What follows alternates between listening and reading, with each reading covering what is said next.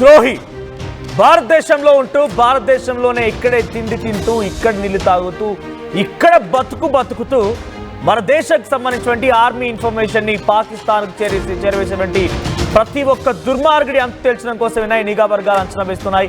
ఎప్పటికప్పుడు పరిస్థితిని తెలుసుకుంటూ ఉన్నాయి, ఇంకా నిఘా కొనసాగిస్తూనే ఉన్నాయి. ఈ నేపథ్యంలోనే పంజాబ్ నుంచి ఒక యూట్యూబర్ జస్బీర్ సింగ్ అనే వాడిని అరెస్ట్ చేశాయి.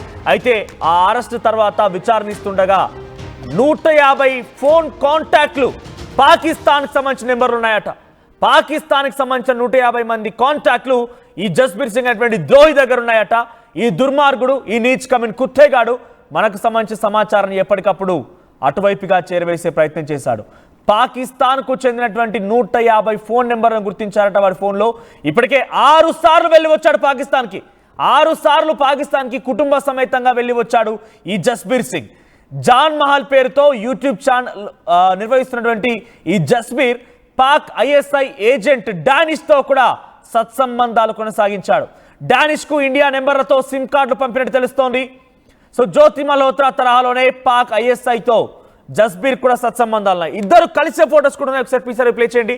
జ్యోతి మల్హోత్రా, ఈ జస్బీర్ సింగ్ ఇద్దరు కలిసినటువంటి ఫోటోస్ చూడండి. ఇక్కడ డానిష్తో గతంలో జ్యోతి మల్హోత్రా ఎవరైతే ఒక శూర్పణఖ, ఇక్కడ నేను మాట్లాడుతున్నటువంటి ఈ పదానికి కొంత ఎవరికైనా ఇబ్బంది కలగొచ్చు, కానీ ఇక్కడ ఆ పదం ఎందుకు వాడుతున్నానంటే ఒక నరరూప రాక్షసురాలు ఈ జ్యోతి మల్హోత్రా. సో జ్యోతి మల్హోత్రా అటువంటి వ్యక్తి నరరూప రాక్షసురాలు, మనిషి రూపంలో కనిపించినటువంటి ఒక దయ్యం లాంటి వ్యక్తి ఈ జ్యోతి మల్హోత్రా. అమ్మాయిలాగా వలపు వల విసరడము, అమ్మాయిలాగా హావభావాలు చూపించి సగం బట్టలు వేసుకొని అబ్బాయిలకు వలలు వేసి సుమారుగా 100 మందికి పైగా యువకుల్ని ఈ యొక్క ఊబిలోకి లాగింది ఈ జ్యోతి మల్హోత్రా.